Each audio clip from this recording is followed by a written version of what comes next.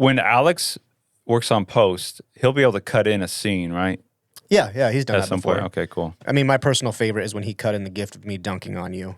That was a terrible decision. That's great probably decision. the reason why we only have 45 views on that episode. If you've not yet seen that episode, go to the Theology and Sports. You'll see a great GIF. My personal favorite. I have it as a screensaver.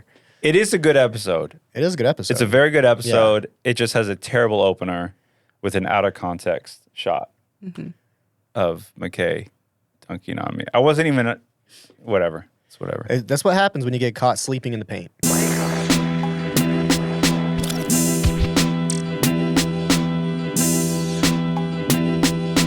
Celeste. Yeah, well, Hey. Welcome to the Theology and Show. Hey. Theology and is a show where we discuss culture, films, movies, shows, talk Art. food, art, art, heart. art. Art comes from the heart. Yeah. And how they Hurt from the hurt. intersect with our faith, how we can approach these things and just think through these in a new perspective. If you've been following the show for a while, we've gone through a lot of iterations of what this looks like. And today we are joined by our newest resident theology and... Whoops. You're Excited not a to have you. host because you actually have real insight. Oh, okay. Cool. Yeah, normally this is just Fredo and I screwing around. Celeste, hello, welcome to Theology and Snaps All Around. Maybe we can Happy get to be Alex here. to like drop like a sound effect or something. Yeah, happy to have you. Celeste, what do you do for Sandals Church? Or actually, let me back it up. How long have you been attending Sandals Church? How long have you been on staff? And then what do you do? I've been attending Sandals Church since 2020, but I was kind of like off and on, and really started getting plugged in 2023. Okay. Became on staff in 2024. So I hit my 1 year. I don't know when this is coming out, but it's been a couple months since I hit my 1 year. I am the digital media project manager, and I produce Debrief. Shout out to the Debrief. Shout out to the Debrief podcast. Debrief. Just a very light task to give Celeste in her first year of working here. Is like, hey, why don't you produce and run all of Pastor Matt's podcasts? Produce It's like, the hey, do you know Debrief. what you're doing? Here, do this. Which means the bar was either really low based off of the last guy that was running it, or you're just that skilled and accomplished.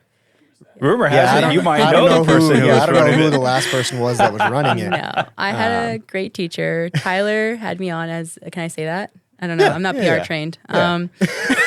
We'll cut that out later. Okay, cool. Tyler had me on as assistant when I first started my role here. And so he taught me like the ropes. So I felt pretty good taking it on and honestly just trying to copy what he did as far as like Nice. the technical side of all of those things. Myself excluded, because I know I struggle with keeping my projects in line. Whose projects are the hardest to keep on time? I feel like everyone does a pretty good job of keeping everything on time. I think the hardest project to manage so far has been the app. The app has been yes. such like a massive beast of a project, and we're also going to be doing it forever and ever and ever. Yep. I think that was like a hard thing to kind of go over that hill, because we were like, okay, let's just get to this point where we launch it. And then we launched it and I was like, oh, the work's not done. Right. We have to keep going. So I think that I've always had projects that have like a due date, and they just kind of like, I mean, yeah, there's a lot of things that we have that are like rhythms that we like keep putting out, like the debrief and stuff like that.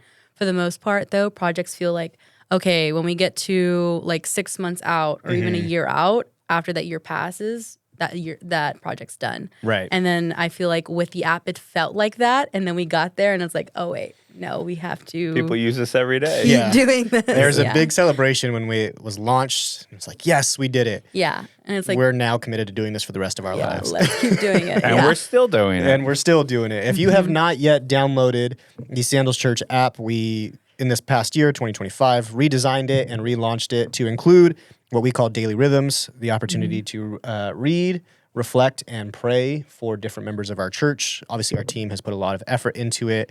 Something we're very passionate about is helping you guys form real spiritual rhythms and opportunities to connect with God with our technology, instead of looking at it as all bad. Like, hey, we can meet God in these spaces too. So, Yeah, I'm so proud of it. It is a great, simple place to learn how to read and pray and, become more like Him, one rhythm at a time. you can download it in the App Store, Google Play. Is Google Play still a thing? Google Play Store, Zach? You're the Android person, so what are all the other places to get it? Cut to Zach. Apple App Store, Google Play. That's it. Just Apple App Store and Google Play. Love it. Cool. Fantastic. Beautiful. Love it. Well, in the spirit and theme of talking about spiritual rhythms and our spiritual lives, what movie are we talking about today? Tell us, Celeste. Oh, we're talking about the Wait, is it the Conclave or just Conclave? I think it's Conclave. Okay, we're talking about Conclave. Theology and Conclave. Spoiler alert, in the great prepared way that I am, I have not seen the movie yet. So you're gonna have an amazing yes. set of insights. About This the is film. going to be a great episode where you guys can now pitch this movie to me of it being worth watching. A little context behind that. I'm not a subtitles person when it comes to movies, and my wife is. And in true dating fashion, when we were dating and watching things, I was like, yeah, subtitles are fine. Like, this is great. Whatever you want to do, babe. And then we got married, and I was like, I have to be honest with you. I actually hate subtitles, and I think it takes away from the movie watching experience. And so we tried watching it, and then we got in a debate about subtitles, and then we didn't finish watching it. So that's why I'm here now. That was real life right there, man. Yeah. That's just how it goes sometimes. At a certain point, you just find new things to argue over, like whether or not subtitles are needed in shows. You can put that in the comments. Do you believe in subtitles for TVs and movies? Because I've found it's a very divisive topic. I love subtitles, to be honest with you. I have to have subtitles on everything. Yeah, I've grown pretty accustomed Yeah. to it. I just can't hear. If I'm watching anything as like simple, lighthearted, like a Star Wars show, to like the most intense, like drama, like Conclave, there's a lot of dialogue. You got to pay attention. Which is fair. Like, I'm Yeah. down for a lot of dialogue. I think that's where the most impactful parts of shows and movies come in. But I would much rather, because like if I'm seeing subtitles, I'm not paying attention to what's like visually happening on the screen. I'm just reading. How you just reading? Yeah. And so I'm like, if I wanted to read a movie, I'd listen to an audiobook. Like, that's how I would approach that. But if I'm watching a movie, I want to capture the full experience of it. So Now, they're there is- like, what would you like? Am I watching this? Am I reading this? Now, I have heard the conversations around like mixing and audio engineering in movies has changed, so things are a lot louder and it's hard to hear. But that's the hill I'm going to die on. I would tend to agree with that. Or I'm just 39 and my ears are going. Yeah, I'm just going to turn up the volume a little bit higher Yeah. and potentially wake up my son. But anyway, Conclave got a lot of talk earlier this year in the Oscars. Got nominated for a lot of awards. Yeah. Did it win much? I don't. Yeah, I just watched it last night, and Amazon Prime has a nice little Oscar winner sticker on okay. it, so it did win an Oscar. I don't know which one, but it did win one. Okay, I want to say. I think you were telling me this. It won for set design, I think so. or was that Wicked that won set design? Either one is probably a great choice. Well, either way, it got a lot of nods. It was a very culturally important movie. Lo and behold, Best Adapted Screenplay, 2025. Oh, okay. That's Nominated, right. would've won for. Then was a nominee for Best Picture, Best Actor, Best Supporting Actress, a bunch of others. Yeah, that's right. thank you, Zach. I forgot That's we right. have. Yeah, I 'cause already it forgot was- Zach was in the room to. It was fact check for us. adopted from a 2016 novel called Conclave too. So it's a fictional story, but Yeah. deals with the real process of choosing the next pope. So And then over the summer, early summer, late spring, it kind of picked back up again because we culturally went through finding a new pope and this act of conclave discussion. But yeah, I think. well, yeah, there what- was like the movie came out, and the big cultural movement at the time was the American election for the next president, and so there's themes that we can probably chat about, political themes that are touched on in the film. So it felt like the release of the movie was pretty intentional, given where we are at with our American political election season, and then it became all the more relevant after the Pope actually passed away, and they had to choose a new one. So Yeah. but yeah. So let's start there. It is a fictional story. This is not something that's, while the act in itself is somewhat historical, this story being told is not a real story. What were some of your guys' kind of first thoughts, responses to the movie? How did you receive it? I'm not gonna lie. Initially, I thought I'd be bored out of my mind watching 2 hours of old men in robes debate about who the next pope should be. Right. Because that's essentially what the movie's about. But it's pretty riveting. I enjoyed it for it being kind of a drama. a lot of talking. It felt like not like a thriller, but like a bit of like a mystery, kind of how this is going to unfold. And then you get to meet all the various characters and key players. And then the set is beautiful. Like they rebuilt a conclave where they all go, where the College of Cardinals go in and sit and delineate all day about who the next pope's going to be, you know. The scenes from the Vatican. There's a lot of cut scenes of the Sistine Chapel, also very, very beautiful. And then, you know, that part of Rome is also very nice to look at, you know.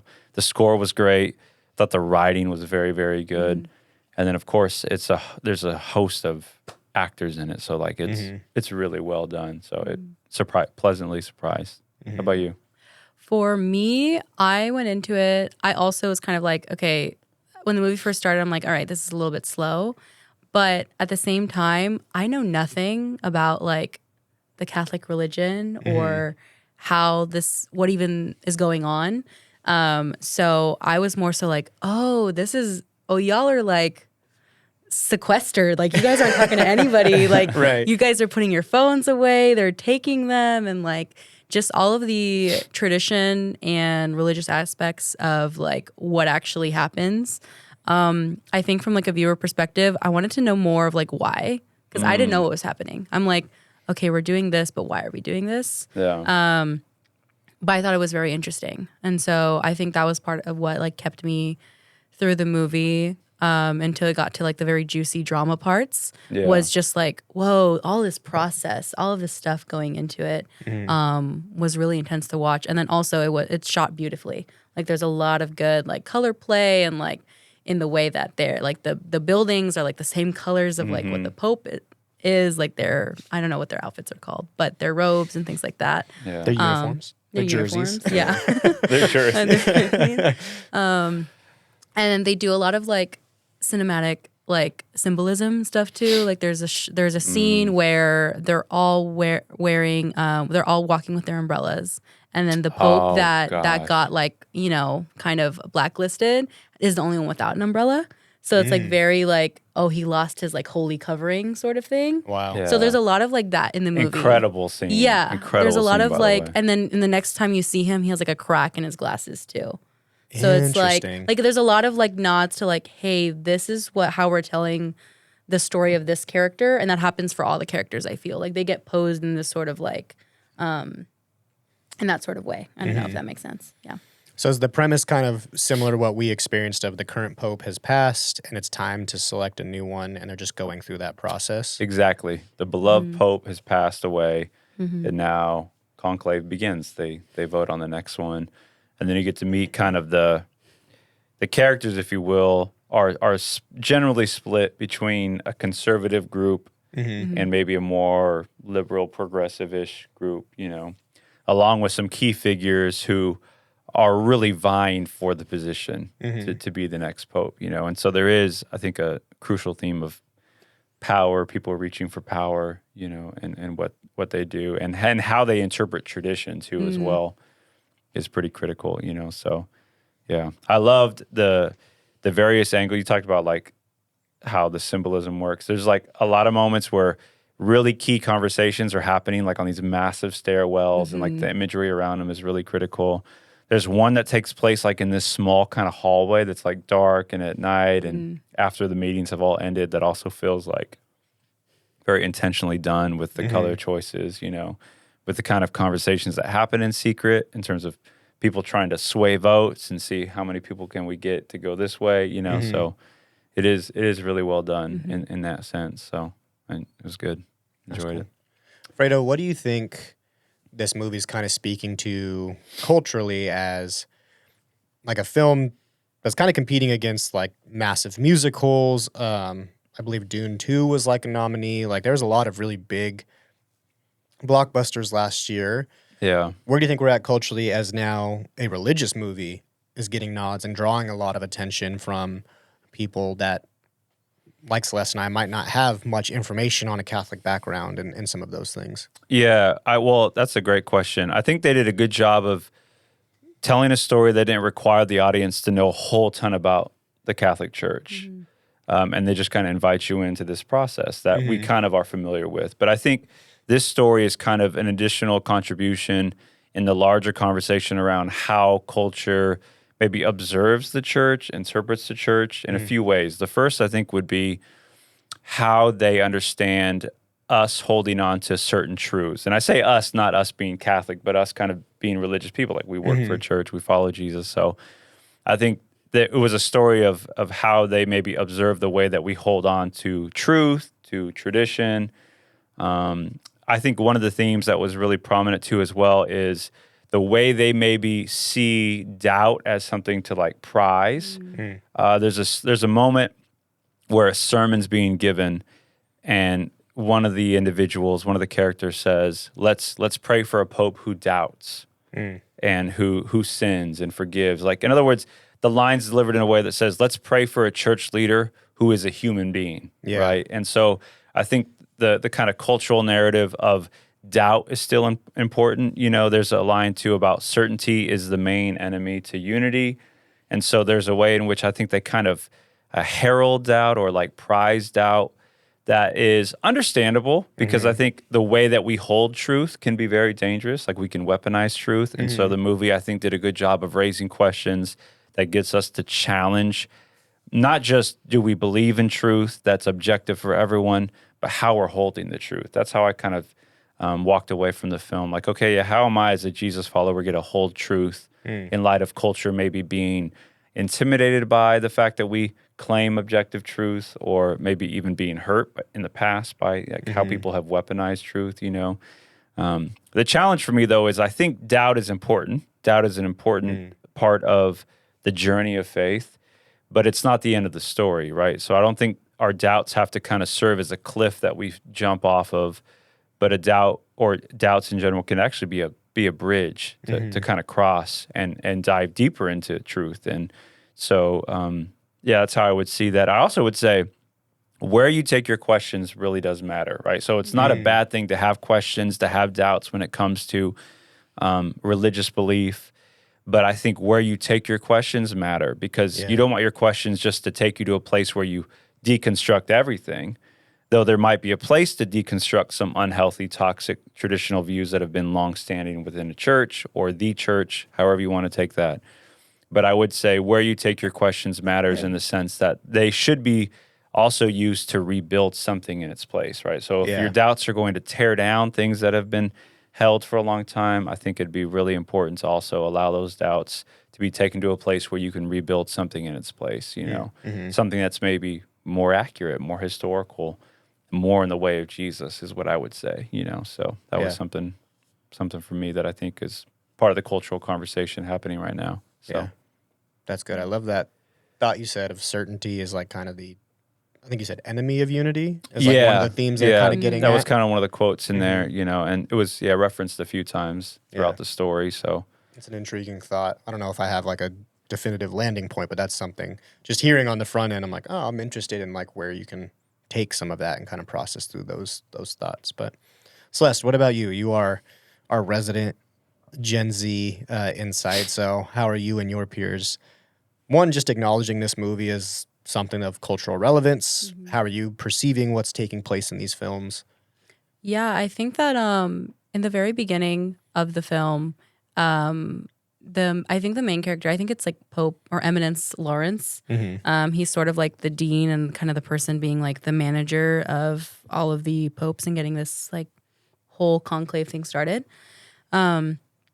They're saying like, oh, don't you want to be Pope? And the whole entire time he's like, no, like I don't want to be Pope. And one of the other popes or eminences, I don't know how to refer to them, says, oh, I know that you're like having a crisis of faith. And he is basically saying like kind of like, it's okay to like doubt. And he's like, oh, well, I'm not like doubting. I'm having like a hard time praying. He's like, my crisis of faith is praying. And so I can't be a pope because that basically, you know, from what I understand, the main intercessor to God is the pope. And then they said, well, like, don't worry, like the pope who just passed away, like he had a crisis of faith. He's like, he was doubting. He's like, no, he never doubted God. He only doubted the faith of the church. And so that was sort of like a bar in Yeah. the movie. Yeah. And I feel like that kind of spoke to what was going on, where I think that there's a lot of the older generation in general is kind of like, do we even believe in God anymore? Like, as far as like what the younger generation's doing. And so I think that felt like the most relevant, because it was kind of like, okay, so is it really like, is God really the problem? Is that the reason why people aren't believing? Or that is it just like everyone else not really being able to get it together as a church? Like, not necessarily, I'm not trying to critique the church in any way, but I think that young people like see the church and they're just kind of like, I don't know if I want to touch that. And so I think that's kind of how it felt culturally relevant, and like what they were like, no, like God is not the problem, and he never doubted God. He never had that sort of thing. He lost faith in the church, the Pope who passed away. And so he was like, I don't know, he's sort of like the guiding point in the movie. They're like always trying to quote him, or like later in the movie, Pope Lawrence like uses him to kind of uses his name to kind of persuade a nun to help him out. And he's like, I'm doing it for the Pope that passed away. And so his name has a lot of like power in it. And he was obviously well respected and well loved. And so for him to kind of be the person to be the one, like, no, like I doubt the church. And so that was kind of like a interesting point. Yeah. Yeah, they do a great job, I think, of raising legitimate questions that people have about the institutional church, whether it be the Catholic Church portrayed in this film or like the church in general, however people might kind of relate to it, you know. So I would say too, like part of that challenge is there's this term that's used in the medical industry for people who, when they go to a hospital to get well and to get healed, the longer they stay, the more susceptible they are to picking up bacteria and other diseases within that hospital, right? And so there's a danger if you're in there for too long. And I would say the same is true, not when it comes to church. If you're in church for too long, I think you should be a part of a church family for sure. But anytime you go to a church to get well, to be healed, to discover who you are, who God is, and the life he's inviting us to live, you're going to pick up things from that church, from that particular hospital, you know? And so it does require a kind of maturity and growth to come to terms with, I can for sure continue to have faith in God while acknowledging the shortcomings of the community that I belong to, you know? And so I think if churches can get more at home with acknowledging our limitations, our errors, the things that we have gotten wrong, it will help free up the conversation and like lower the temperature a little bit that people maybe have when it comes to, I have faith in God, but I don't have faith in the church, you know? Yeah. Or maybe even take it further, like I don't need the church, right? Yeah. Like that's an entirely different conversation. But I think it's just understanding the very place where I went to get well also happened to come with its own set of diseases and bacteria, you know, that I have to also address now too, you know? So, and I think that's just part of it. You're going to experience that wherever you go. Yeah. You know, so, But obviously I still need to see the film and experience this film for myself. But I think culturally a lot of people have done that, where they will acknowledge a need for God, but not need the church.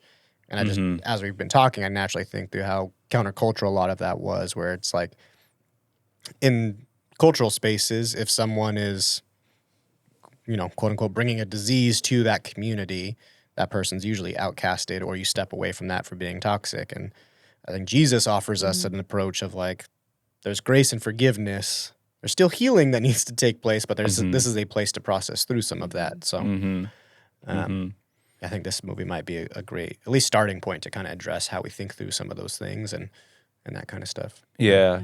And I think this becomes a significant potential like difference of opinion when it comes to our Catholic brothers and sisters in terms of how we understand the lordship of Christ in the church. You know, him being the head of the church. The tradition we're all out of does not submit to a papal figure, right? Like we're in a sense under shepherds who are following the true shepherd, right? And our leadership is qualified and kind of validated to the degree that we are in line with the good shepherd and the true shepherd, you know? And so that's where I would say what you just said is really critical. Like he is the rock and the foundation on which our institution is built. And it's the only thing Jesus ever founded. Like, he didn't start a hospital, didn't start a school.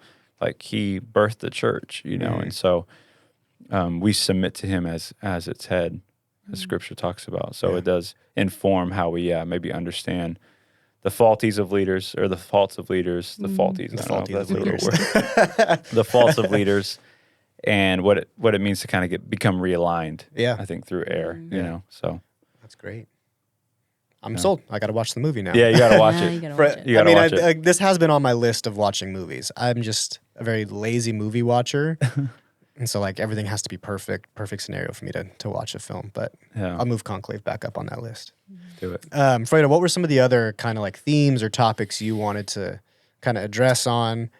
Yeah, the in role of regards to this women movie? was one. Kind of this idea of invisible witnesses and marginalized voices. There's a great quote from, I can't remember, I think it was Isabella Rossellini's character. It might have been her character, where she says, "Although we sisters are supposed to be invisible, God has nevertheless given us eyes and ears."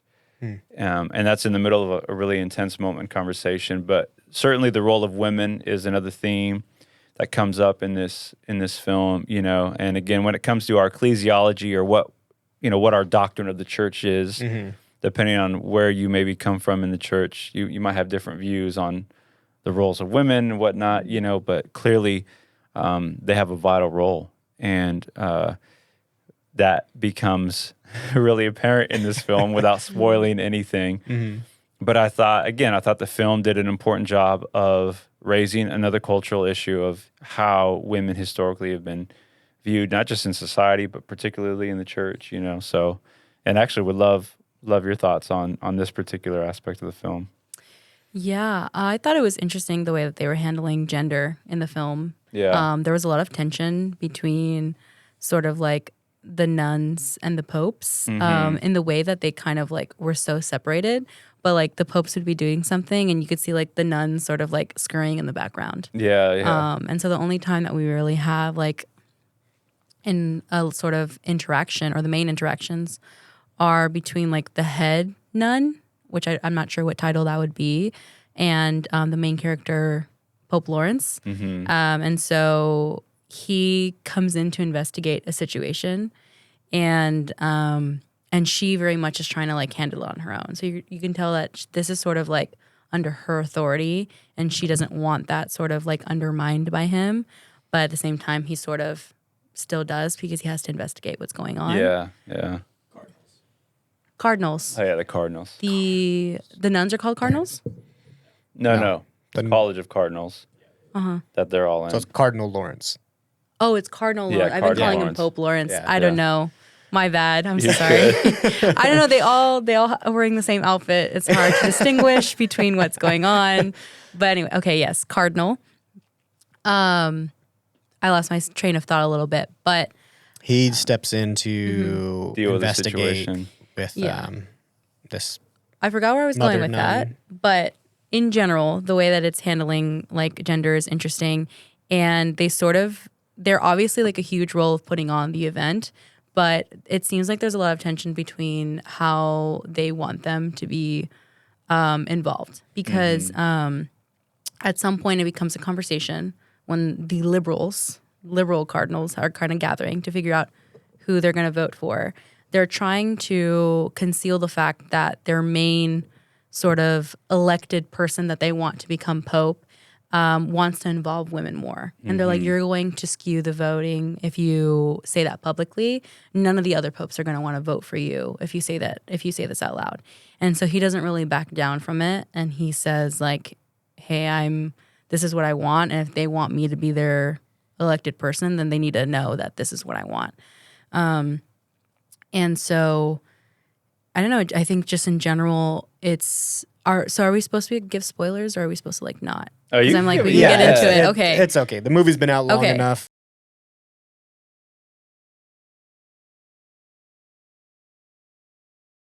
Don't just leave the episode, but come back Yeah. after you've seen the movie. Yeah. So throughout the movie, tension, this stuff's going on, but they're like, no, let's not talk about women. And then she comes in and she kind of says her piece, which kind of ends that quote that you mentioned, and sort of like the main conflict about what's going on. And then she kind of mentions like, hey, you guys are ganging up on the wrong person. The other cardinal was in the wrong. And then at the end of the movie, we find out that the Pope who gets elected is an intersex person. And so Major spoiler. Yeah, is an intersex person, a man, but has like ovaries and a uterus. Yeah. And so the Cardinal Lawrence wrestles with that and tries to figure out like, okay, what do we do? He's already been elected Pope. Do I like say anything? And he's kind of like stressed out by this, but at the end they have a conversation and he's like basically saying like, how does the way God made me stop me from being a vessel for God?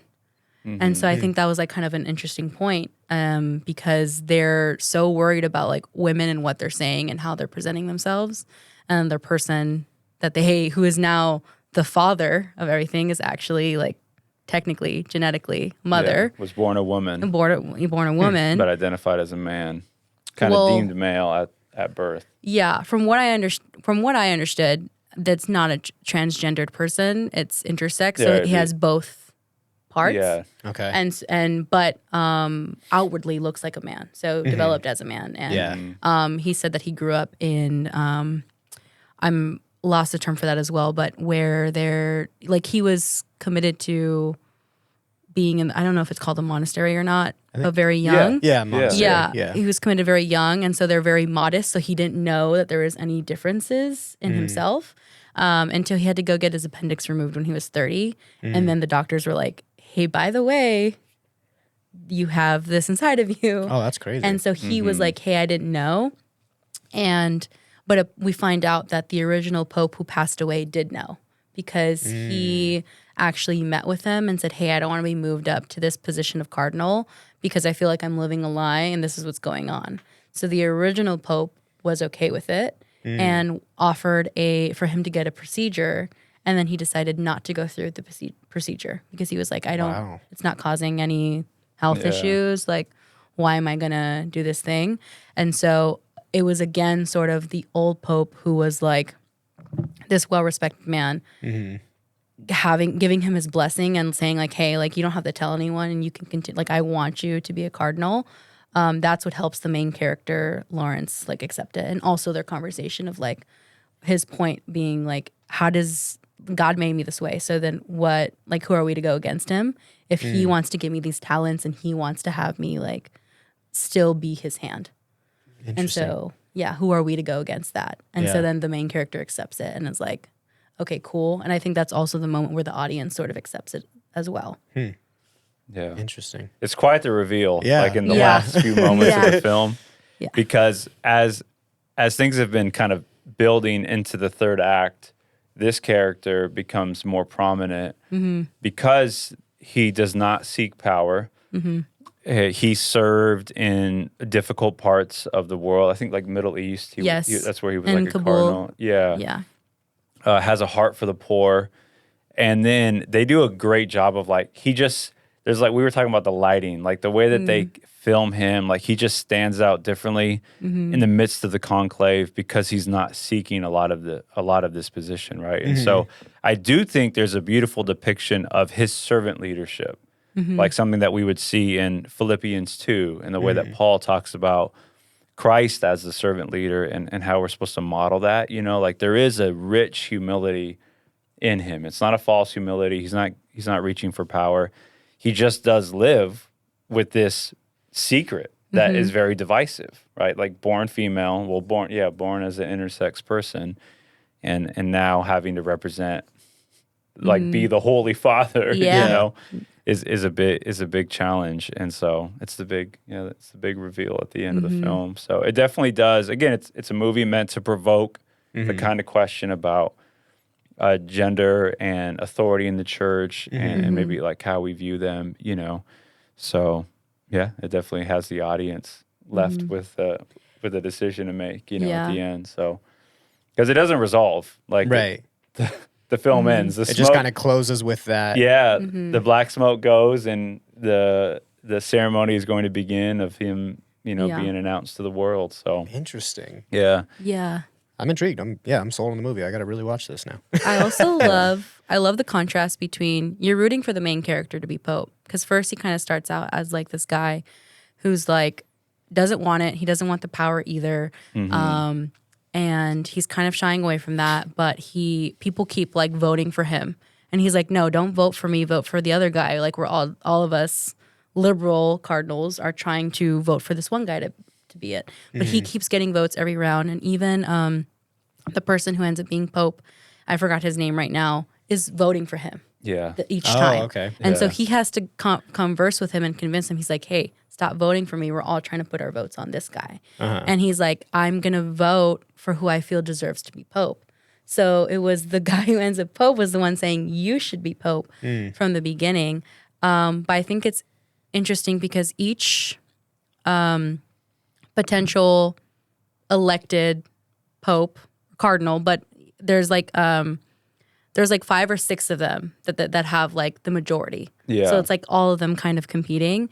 And so we end up finding like the dirt on all of them. And so the last 2 remaining ones are the guy who ends up becoming Pope and Cardinal Lawrence. And so the sort of contrast is that although he has secrets, it kind of convinces the viewer that they're necessary because he's trying to orchestrate this conclave and trying to make sure the right person becomes Pope.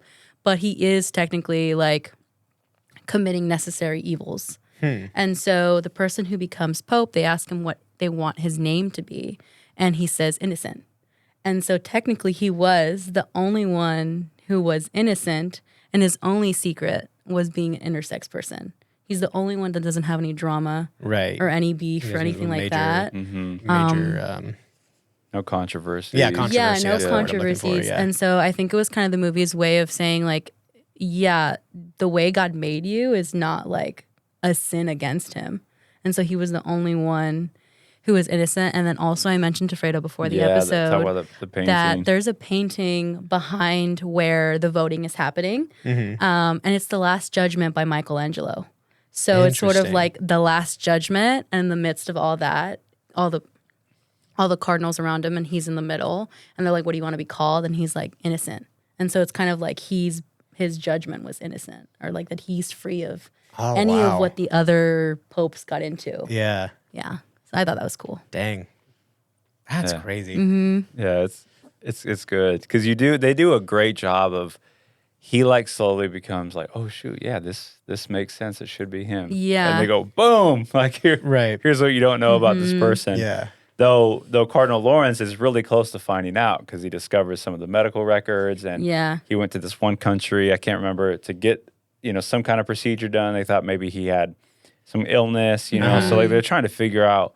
Again, as you mentioned, like he's trying to sift through these kind of main people to figure out like there's something addressed, but he's just not sure what it is. Yeah. And then he finds out at the very end that the procedure that was done or supposed to be done.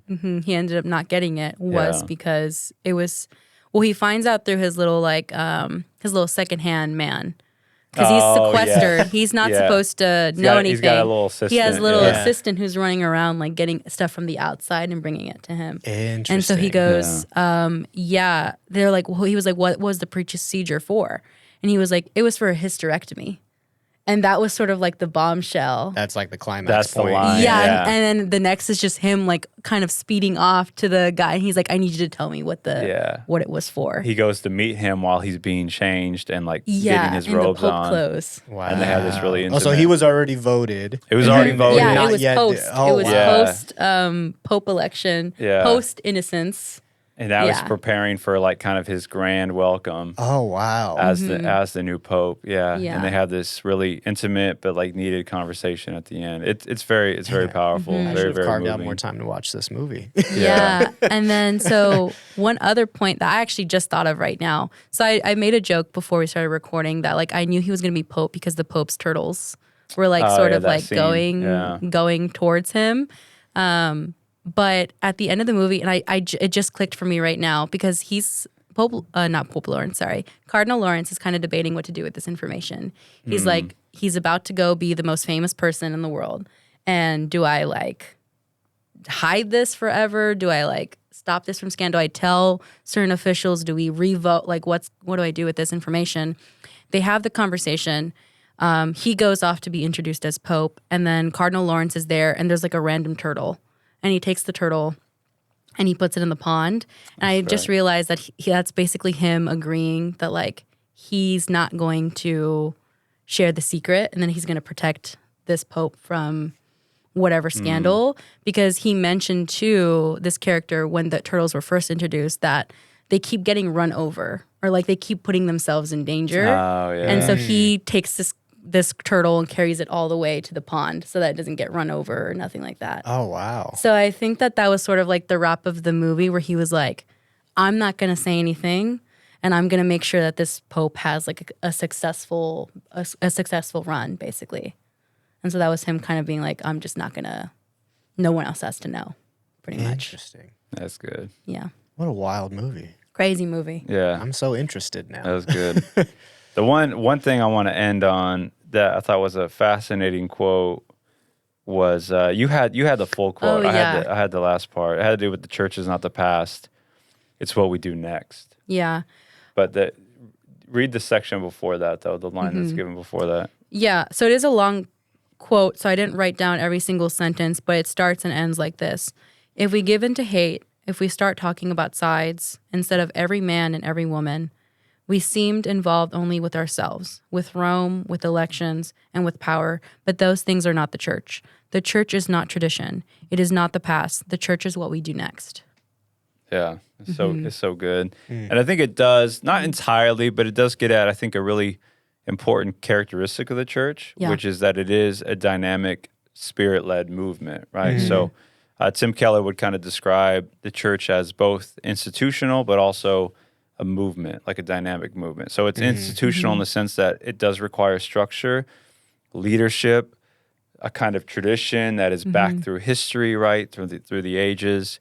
But it's also a dynamic movement. It's living and active, and it's guided by the Spirit. And so the structure, if you will, the leadership, if you will, exists not just for self-preservation, but for movement and for like progression and growth and all of those things. So that's what makes it unique, is that the church does exist for what's next. Right. And it does exist for its non-members, right? So leadership is not just put in place to preserve leadership and everyone within, but the members exist for the good of the non-members who are not yet in, right? That's what makes it a spirit-filled kind of movement. And so, again, I thought the film raised good questions. That's where I would theologically take it, though. I would say it is important to consider the past, but it also is very much about who we are now and who we will be in the future, you know, as we continue to follow the Lordship of Jesus, as we are discerning where the Spirit takes us next, you know.